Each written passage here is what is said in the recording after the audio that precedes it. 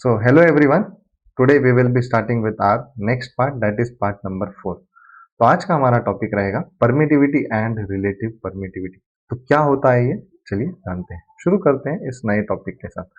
So let suppose, अभी एक rule तो अपनी क्लास का याद रखिए। एक लड़का मतलब रहेगा पॉजिटिव चार्ज, एक लड़की मतलब रहेगी नेगेटिव चार्ज। ठीक है। सो एक स्टोरी सुनते हैं।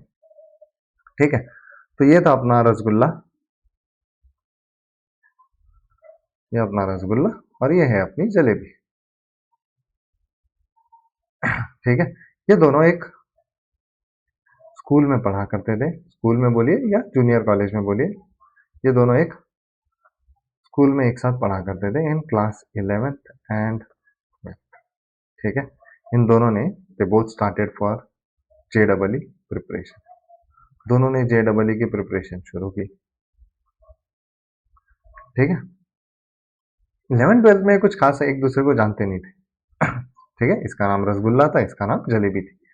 ये दोनों एक दूसरे को कुछ ज्यादा बेटर तरीके से जानते नहीं थे। बस हाँ, क्लासमेट है तो कभी देख लेते थे, कभी पता चलता था कि हाँ भाई ये मेरी क्लासमेट है या ये मेरा क्लासमेट है। ठीक है, but they both started preparing for JEE। इन्होंने प्रिपरेशन बहुत जम के की, 2 साल कड़ी मेहनत की, है ना, बहुत मेहनत की। और फिर उसके बाद जेई का रिजल्ट आता है। जेई का रिजल्ट आता है तो परसेंटाइल दोनों के भी कुछ ज्यादा खास आती नहीं, इतनी मेहनत की थी सोच। ठीक है, तो मेहनत एकदम बहुत की थी, जितना तुम लोग करते हो सो उस टाइप की इनकी मेहनत थी। अब अगर मेहनत भी अच्छी करेंगे तो इनको कॉलेज मिल जाता है एक बढ़िया सा, फर्स्ट राउंड में झोपड़ी टाइप कॉलेज होता है। वो ऑब्वियस है ना यार, अगर मेहनत ही नहीं करोगे, 2 साल टाइम पास ही करोगे तो कॉलेज भी तो ऐसे ही मिलना है। तो एकदम झोपड़ी टाइप कॉलेज मिल जाता है फॉर इंजीनियरिंग। हाँ, लेकिन फर्स्ट राउंड में एडमिशन हो जाती है। ठीक है, तो रसगुल्ला और जलेबी अब इंजीनियर बनने वाले हैं, फर्स्ट राउंड में एडमिशन ले चुके हैं।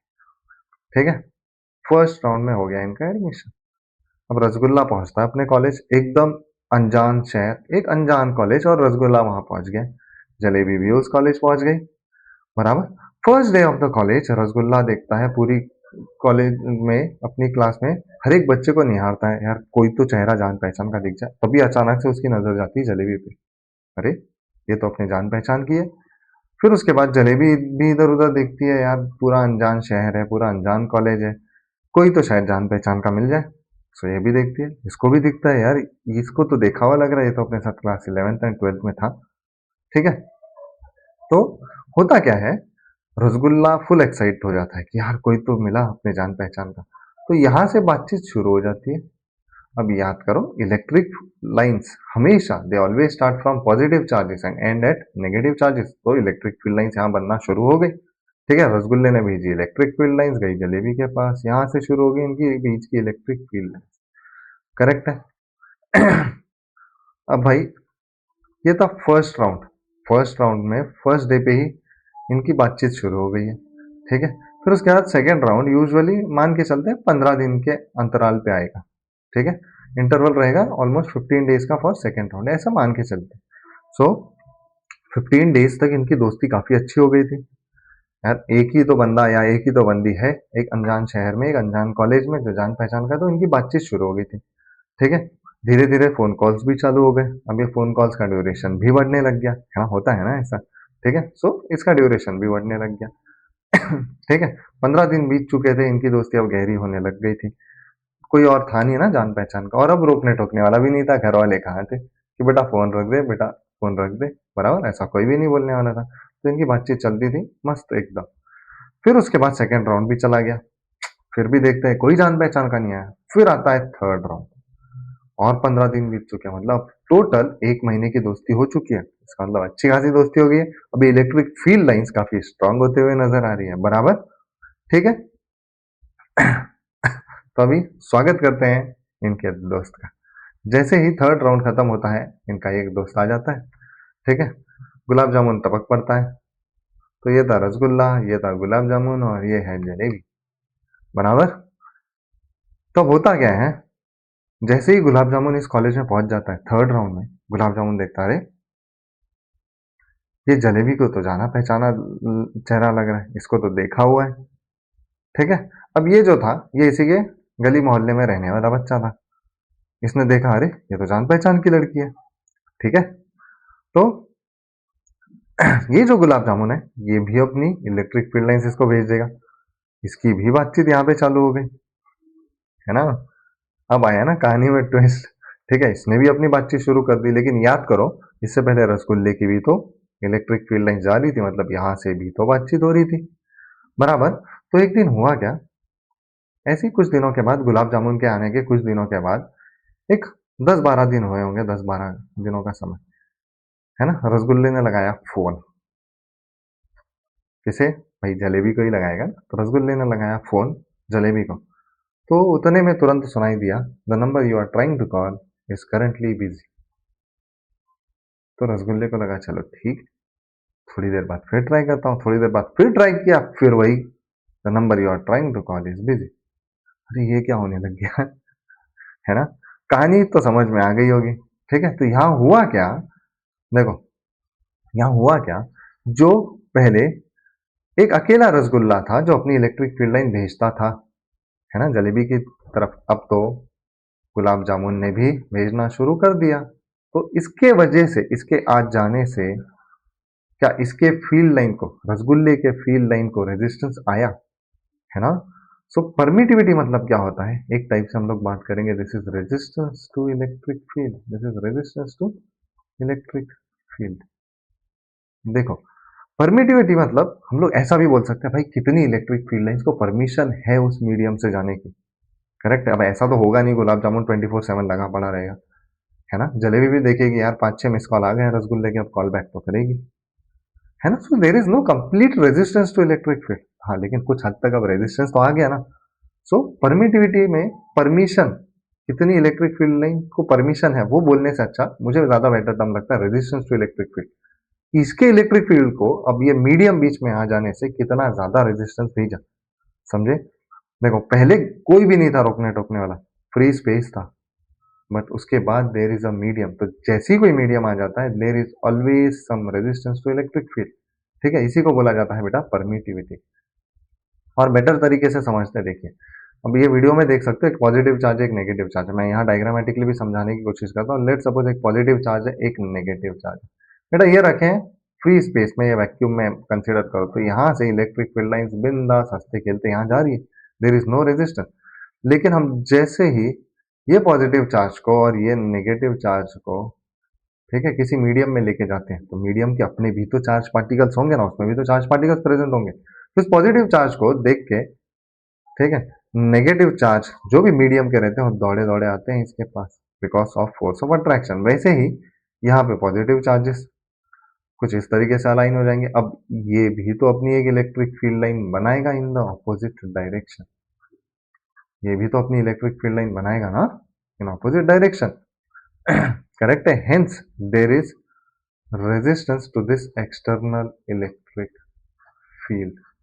ठीक है, तो इस एक्सटर्नल फील्ड को अपन डिनोट करेंगे ई नॉट। ठीक है, ये जो इलेक्ट्रिक फील्ड अंदर बनी है इसको हम लोग बोलेंगे ई इंड्यूस्ड। सो क्या मैं यहाँ पे बोल सकता हूँ, the net electric field inside the medium is E not, that is E external minus E, this is E induced. समझ में आया, तो इसका मतलब जैसे ही हमने किसी मीडियम में, है ना, इन चार्ज पार्टिकल्स को रखा, वैसे ही there is some resistance to the electric field, इसी रेजिस्टेंस को हम लोग बोलेंगे परमिटिविटी।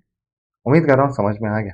ठीक है, सो परमिटिविटी तो समझ में आ गया। अब एक नया टर्म हम लोग आगे पढ़ेंगे, अपसाइलन आर, जिसे कहते हैं रिलेटिव परमिटिविटी।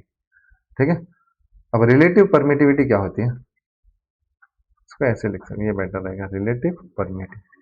ठीक है, सो रिलेटिव परमिटिविटी एग्जैक्टली होता है, अब देखो ये तो एक मीडियम था, बराबर। अब हमने देखा अपसाइलन नॉट, जो एयर के लिए है 8.85 इंटू 10⁻², ये होगी इसकी वैल्यू। यार कितनी गंदी वैल्यू है ना। अब ऐसे कई मीडियम होंगे, उनकी कई सारी इस तरीके से गंदी गंदी वैल्यू होंगी, याद रखोगे नहीं ना। ठीक है, तो इसके लिए एक रिलेटिव परमिटिविटी एक बेटर टर्म होता है, which is the ratio of epsilon m, that is permittivity of a medium to permittivity of free space. ठीक है, जैसे मान के चलो अगर तुमको बोला परमिटिविटी 2 है, सो ये तो इजी है ना, ई एम बाई ई ना, so that implies e m is equal to 2 times of e not हो जाएगा, मतलब तुम बता दोगे यार इसको 2 से मल्टीप्लाई कर दो, तुम्हारा परमिटिविटी ऑफ मीडियम आ गया। सो can I say epsilon M, is equal to epsilon r times of epsilon not. उम्मीद कर रहा हूँ ये याद रहेगा सबको, ठीक है। सो परमिटिविटी ऑफ एनी मीडियम हमें पता चल गया। अब कहानी देखते हैं आगे कि एग्जैक्टली मीडियम के आ जाने से electric field and electric force पे क्या फर्क पड़ता है। तो मान लेते हैं बेटा this is positive charge, this is negative charge, बीच में है हवा हवा हवा हवा हवाई, ठीक है। तो अगर हवा है तो बताइए फोर्स क्या रहेगा सर, इट इज के Q1 Q2 by are square बराबर। अब मीडियम के आ जाने से क्या हो जाएगा, अगर ये पॉजिटिव चार्ज है नेगेटिव चार्ज है बीच में है सर मीडियम, तो यहाँ पे आएगा अपसाइलन एम, यहाँ पे एयर में अपसाइलन नॉट रहेगा। सो डिस्टेंस सेम है, charges are same, so this will be F is equals to, this is F is equals to k, है ना। अब इस के को अपन रिप्लेस करते हैं, थोड़ा सा मॉडिफाई करते हैं। सो ये दोनों साइड का फॉर्मूला भी थोड़ा अच्छे से लिखते हैं। सर मैं इसको लिखूंगा एफ नॉट से, बराबर। So F not is equal to, पहले एयर के लिए पूरा अच्छे से लिख देते हैं, this is 1/4 pi epsilon not, ठीक है, Q1 Q2 by are square. Sir ji इसको मैंने बोल दिया equation 1। Now for a medium F M is equal to 1/4 pi, यहाँ पे एप्सिलॉन नॉट नहीं एप्सिलॉन एम आएगा क्योंकि ये मीडियम है, Q1 Q2 by are square which can also be written as 1/4 pi epsilon not, ठीक है, इनटू अपसाइलन आर। याद करो अपसाइलन एम कितना था, epsilon naught epsilon r, this is Q1 Q2 by are square. Let's suppose this is my equation 2। अब 1 divided by 2 करते हैं, तो this is F naught by F M is equal to, sir ji क्या क्या कटेगा पहले लिख लेते हैं, 1/4 pi epsilon naught Q1 Q2 by are square. यहाँ पे भी लिख लेते हैं 1/4 pi epsilon naught epsilon are Q1 Q2 by are square. सब कट गया और ये सब कट गया, ये भी कट गया, ये भी कट गया, तो ये 1/अपसाइलन एम है, या अपसाइलन आर बोलते हैं फिलहाल, ठीक है। One by epsilon r, epsilon r denominator में, तो ये जाएगा ऊपर। So this is F not upon F M is equals to epsilon r. Now see, now see epsilon r is always, epsilon r is always greater than, ये तो हमेशा 1 से बड़ा रहेगा क्योंकि अपसाइलन नॉट से बड़ा रहेगा, तो ये रेशियो 1 से बड़ा ही रहेगा ना। बिकॉज है, बिकॉज अपसाइलन आर क्या था, epsilon of a medium upon epsilon naught. If epsilon M is always greater than epsilon naught, मतलब अपसाइलन आर की तो वैल्यू ग्रेटर देन 1 हुई ना। So from here can I say F not is equal to epsilon r times of F M. तो यहां से ये clear होता है sir ji F not is greater than F M, ये तो बहुत इंपॉर्टेंट चीज आ गई, बराबर है F not is greater than F m. So can I say e not is greater than ये, क्योंकि जहां पे फोर्स ज्यादा रहेगा भाई इलेक्ट्रिक फील्ड इंटेंसिटी भी तो वही की ज्यादा रहेगी। Is this clear? उम्मीद कर रहा हूं समझ में आ गया। तो यहां से बेटा एक बहुत इंपॉर्टेंट टर्म है, F not is equal to epsilon r times of F in medium, and similarly electric field के लिए electric field in free space is epsilon r times of electric field, ठीक है, this is E naught epsilon times of electric field in a medium, electric field in a medium. क्या यहां तक बात सबको समझ में आई है? सो अभी देखिए अपसाइलन आर के अपने पास कितने फॉर्मूले आ गए, एक था F naught by F M आएगा सर यहाँ से, is also equal to E naught by E M आएगा, ये मैं फिर अपसाइलन लिख दिया, ठीक है। This is E in medium is also is equal to epsilon in medium upon epsilon naught. Is this clear everyone? समझ में आया? तो याद रखना मीडियम में electrostatic force and electric field दोनों घट जाते हैं, दोनों कम हो जाते हैं, ठीक है। चलते हैं आगे, next is charge distribution. So charge distribution में हम लोग बात करेंगे uniform distribution and non uniform distribution. Uniform distribution मतलब सभी चार्जेस एकदम बढ़िया तरीके से अलाइंड है, मतलब एक प्रॉपर स्पेसिंग है, देखिए एकदम यूनिफॉर्मली डिस्ट्रीब्यूटेड लग रहे हैं, है ना। मतलब अगर मैं 1 सेंटीमीटर पे एक चार्ज रखूं, बराबर, सो सर जी 10 सेंटीमीटर पे 10 चार्ज ही रहेंगे, बराबर है, ये होता है यूनिफॉर्म डिस्ट्रीब्यूशन। नॉन यूनिफॉर्म में देखिए कहीं पे बहुत खिचड़ी हो रखी है, कहीं पे थोड़े चार्जेस खुले खुले हैं, कहीं पे और खुले खुले हैं, तो इस तरीके से इसको बोलते हैं नॉन यूनिफॉर्म डिस्ट्रीब्यूशन, ठीक है। तो हम लोग अब यूनिफॉर्म चार्ज डिस्ट्रीब्यूशन के कई सारे टाइप्स देखेंगे। तो उसमें सबसे पहली चार्ज डेंसिटी, कौन सी रहेगी वो देखेंगे अपन, ठीक है। ये सब मैं स्किप कर रहा हूँ थोड़ा। चार्ज डेंसिटी, अब चार्ज डेंसिटी हम लोग 3 टाइप की देखने वाले। The first one is the linear charge density, second one the surface charge density and the third one is volume charge density. Linear charge density को हम लोग रिप्रेजेंट करेंगे लैम्बडा से, we will denote it with symbol lambda. इसको हम लोग represent करेंगे sigma से, इसको हम लोग रिप्रेजेंट करेंगे रो से, ठीक है। Is this clear everyone? तो चलो आगे बढ़ते हैं, बात करते हैं सबसे पहले लीनियर चार्ज डेंसिटी की। Now what is this linear charge density?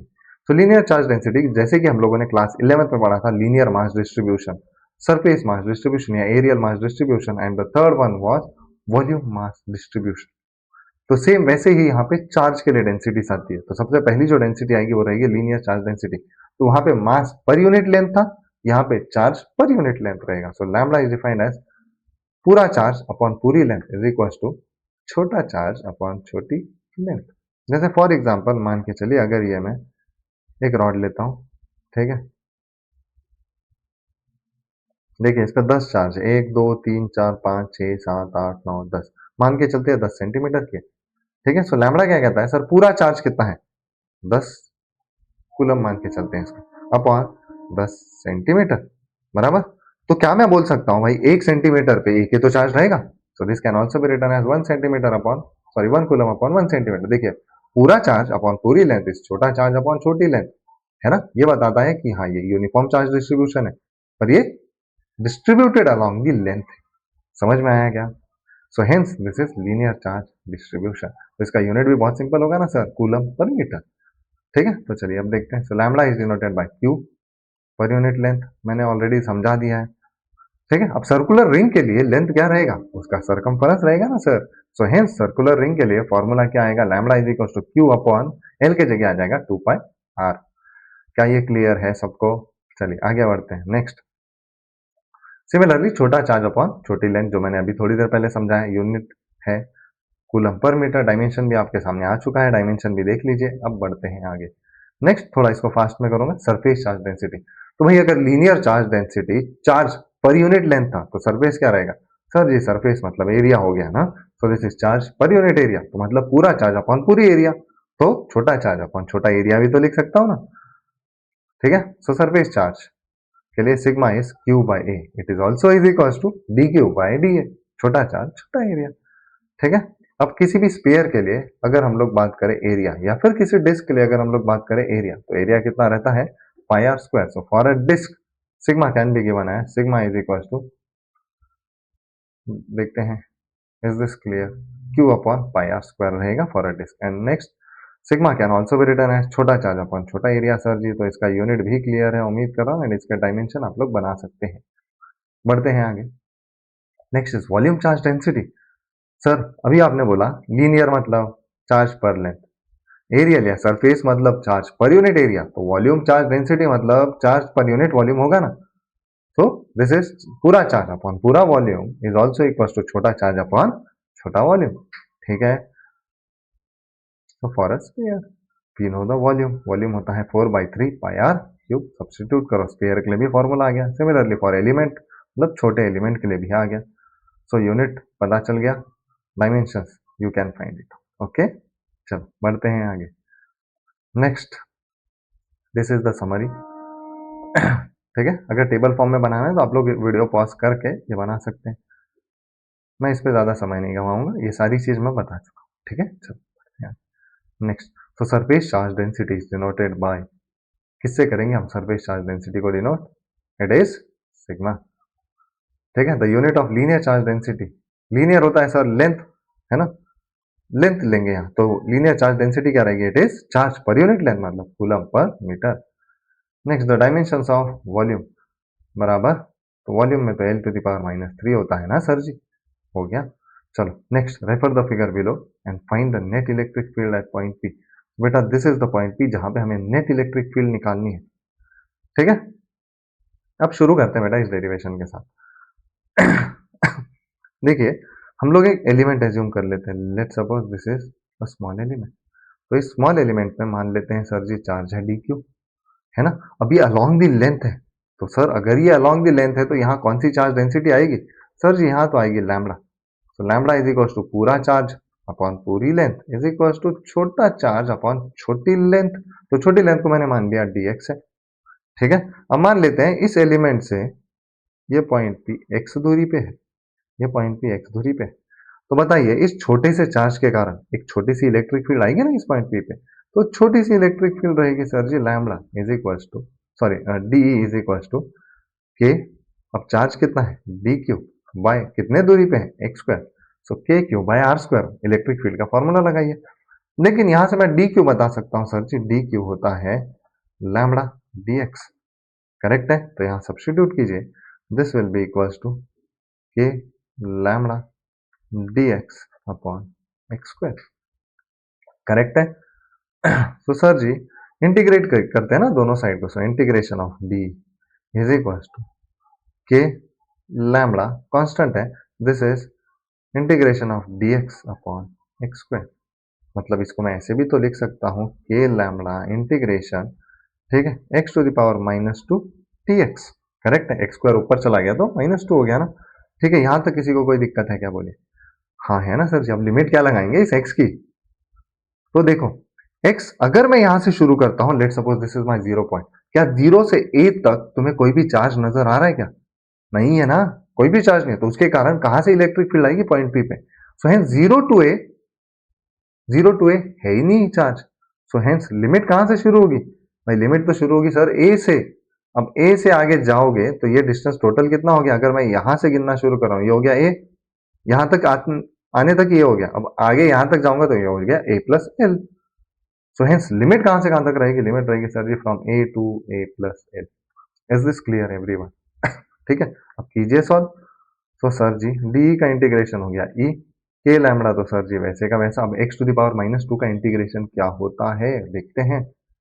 ठीक है, अब देखो टोपी क्या है एक्स टू द पावर -2, अब x to the power n का इंटीग्रेशन क्या होता है ना, सबको पता होगा x to the power n का इंटीग्रेशन क्या होता है, x to the power n plus one, एक से टोपी ऐड कर देनी है और वो नीचे डिवाइड कर देना, ये होता है इंटीग्रेशन। तो चलिए सर जी एक से टोपी ऐड करूंगा तो ये हो जाएगा x to the power -1 upon -1, तो वही तो होगा यहाँ पे भी। अब इसको अगर मैं सिंपल भाषा में लिखूंगा तो इसको मैं कैसे लिख सकता हूँ, -1 अपॉन एक्स।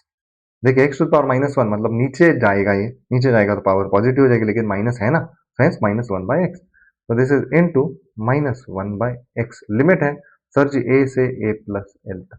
यहां तक कोई दिक्कत है, आगे वाले पेज पे कंटिन्यू करते हैं। सो सर जी मुझे इलेक्ट्रिक फील्ड आ गई है, इलेक्ट्रिक फील्ड कितनी आ गई है, माइनस के लैम्बडा 1 अपॉन एक्स, ए से ए प्लस एल बराबर। तो चलो सब्स्टिट्यूट करते हैं, अपर लिमिट है लोअर लिमिट, तो सबसे पहले माइनस के लैम्बडा तो वैसे का वैसे, ये क्या आएगा 1 upon A plus L minus 1 upon A. Is this clear everyone? चलिए एलसीएम तो लेने आता होगा सबको, सो दिस इज माइनस के लैम्बडा, ठीक है, this is A minus L whole upon A in the bracket A plus. Correct है, देखिए ए से ए गया एंड माइनस साइन इसके साथ यहां आएगी तो ये कितना हो गया k lambda l upon A in the bracket A plus l. Correct है। अब लैम्बडा देखते हैं सर जी क्या था, lambda was q by l is also equal to, sir ji छोटा चार्ज अपॉन छोटी लेंथ था ना, तो यहाँ पे लैम्बडा इंटू एल है, यहाँ पे लैम्बडा इंटू एल है, तो लैम्बडा इंटू एल क्या हो जाएगा, ये हो जाएगा q. So hence my answer is के q upon A in the bracket A plus l. हो गया ना, ये हो गया इलेक्ट्रिक फील्ड।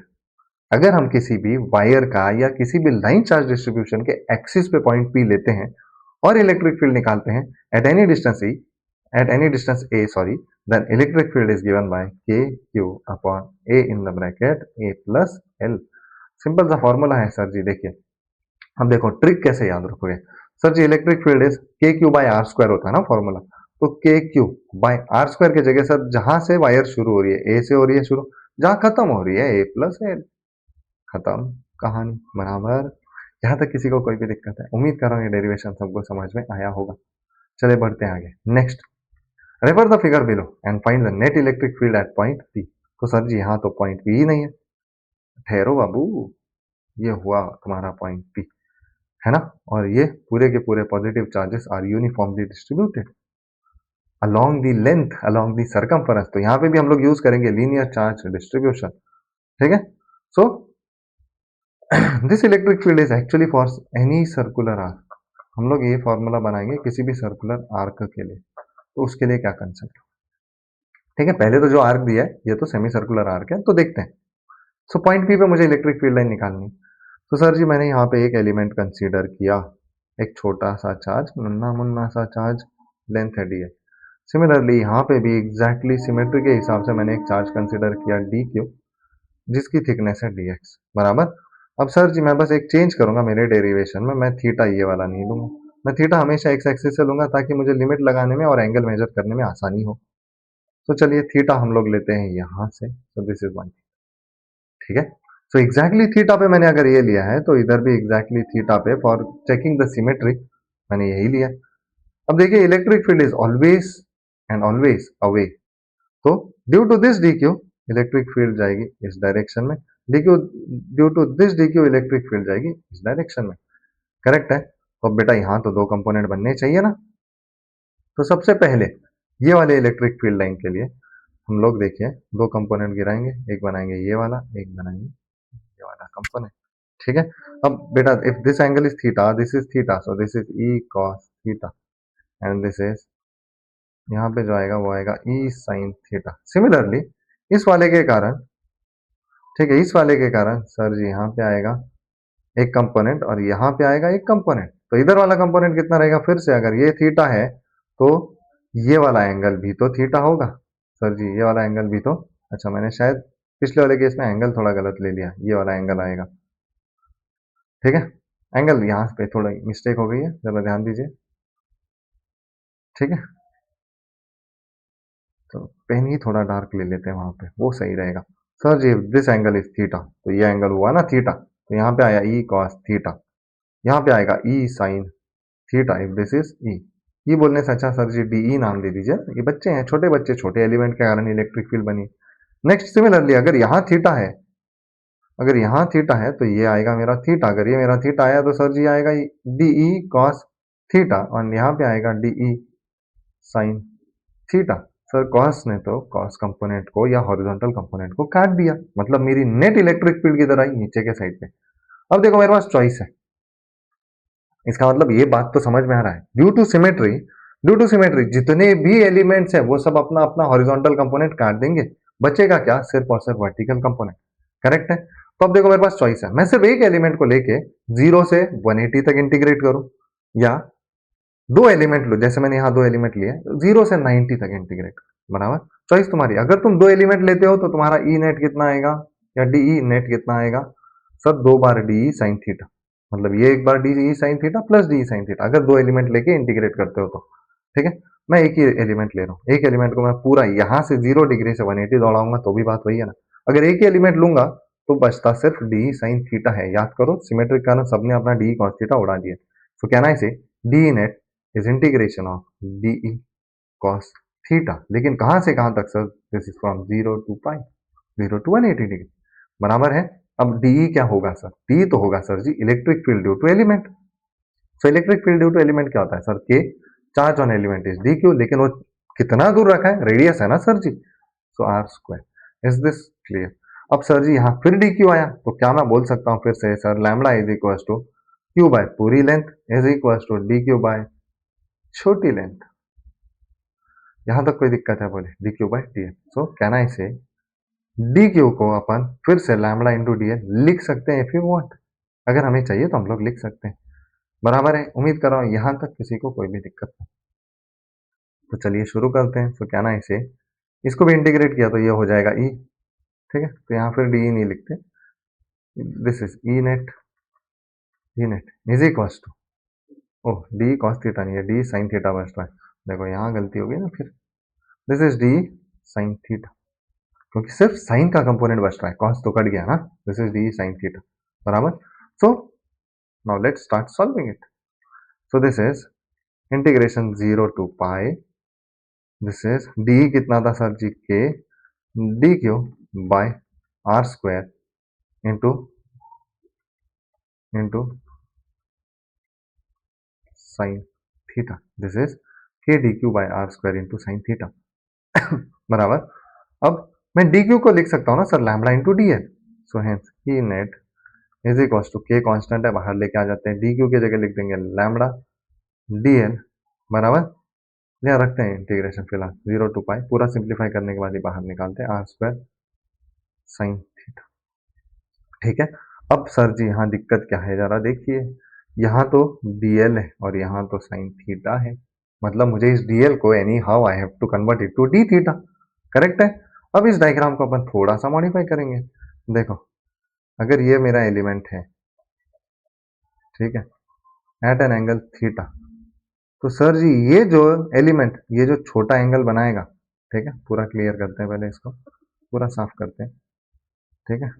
चलो ये था सर मेरा एलिमेंट, ये ऐसे ले लेते हैं। सर जी इस एलिमेंट की कुछ तो थिकनेस है, अगर कुछ थिकनेस है तो सर जी अगर ये एंगल थीटा है तो क्या मैं बोल सकता हूँ ये छोटे एलिमेंट के लिए एंगल डी थीटा रहेगा। अब L is equal to R theta तो सबने पढ़ा है, so it can I say differentiate this d L is equal to R d theta, तो इसका मतलब डी एल की जगह मैं लिख सकता हूँ आर डी थीटा, बराबर है।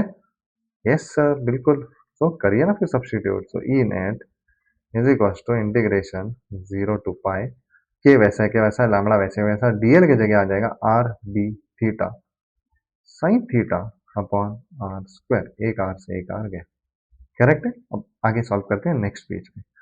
सो बताइए ई नेट कितना आया था अपना। Sir ji it was integration 0 to pi k lambda, r तो गया, बचा sine theta d theta upon r, बराबर।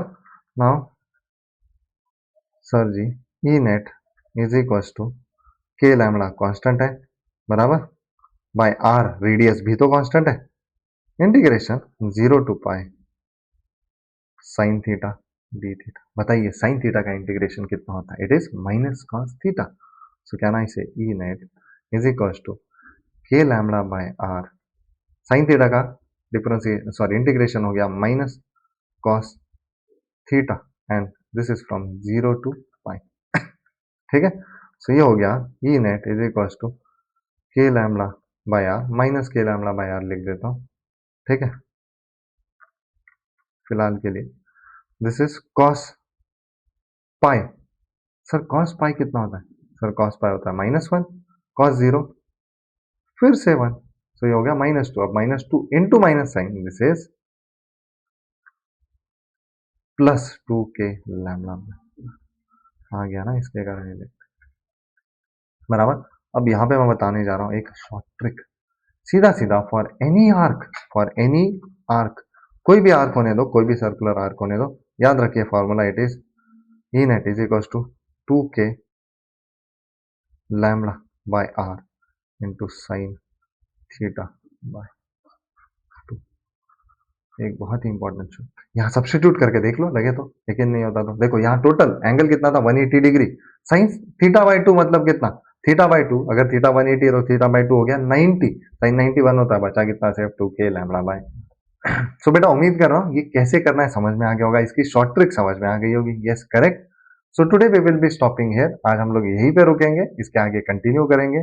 इसके आगे का टॉपिक रहेगा शायद वर्टिकल वायर का डेरिवेशन।